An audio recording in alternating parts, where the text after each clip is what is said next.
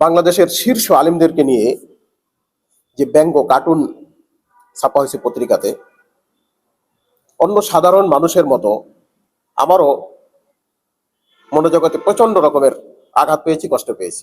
সাধারণ মানুষের হৃদয়ে যে রক্তক্ষরণ হয়েছে সেটা আমারও হয়েছে।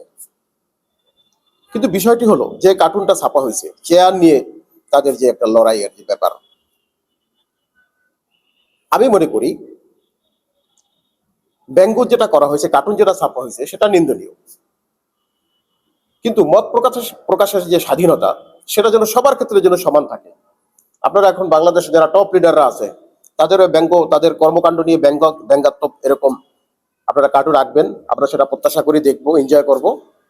তাহলে বুঝবো যে আপনাদের মত প্রকাশের স্বাধীনতা সবার জন্য কি অবারিত কিনা, সেই বিষয়টা আমরা প্রত্যক্ষ করব।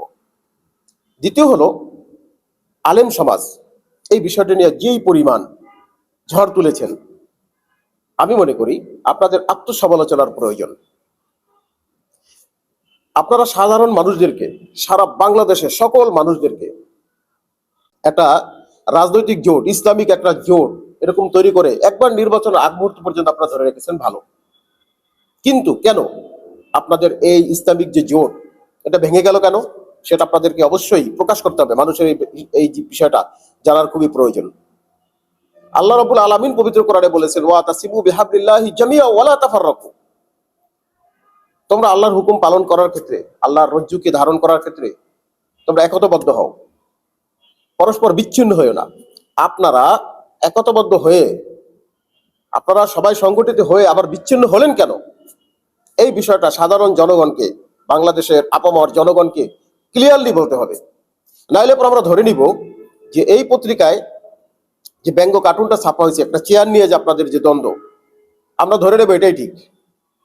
আত্মসমালোচনা করতে শিখেন, আত্মসমালোচনা করা উচিত। আপনি একজন আলেম, আপনি একজন বড় হুজুর, বড় পাগড়ি পরেন, বড় টুপি পরেন, হ্যাঁ, সবকিছু ঠিক আছে, বিশাল বিশাল তবজি টিপতেছেন, কিন্তু আপনার কাজ যদি সমালোচনার যোগ্য হয়, সমালোচনা করবে না কেন? অবশ্যই সমালোচনা করবে। এবং আমি মনে করি এত সুন্দর একটা জোট, সাধারণ মানুষের এখানে চাওয়া পাওয়ার বিশাল ব্যাপার ছিল, সেইটা কেন এই শেষ পর্যায়ে এসে ভেঙে গেল? মানুষকে সমালোচনার সুযোগ আপনারা কেন করে দিলেন? এটা একটা বিশাল প্রশ্ন। সারা বাংলাদেশের এই বিষয়টা প্রত্যেকের ঘরে ঘরে এটা আলোচনা হয়, প্রত্যেক মুখে মুখে আলোচনা হয় যে হুজুররা এরকম একটা জোট করছে, আমরা সবাই সেদিকে তাকিয়ে আছি, আমরা সবাই তাদেরকে ভোট দেবো, একটা ভালো রাষ্ট্র গঠন হবে। কিন্তু দেখেন, তাদের এই চেয়ারের দ্বন্দ্বে তাদের জোটটা টিকলো না।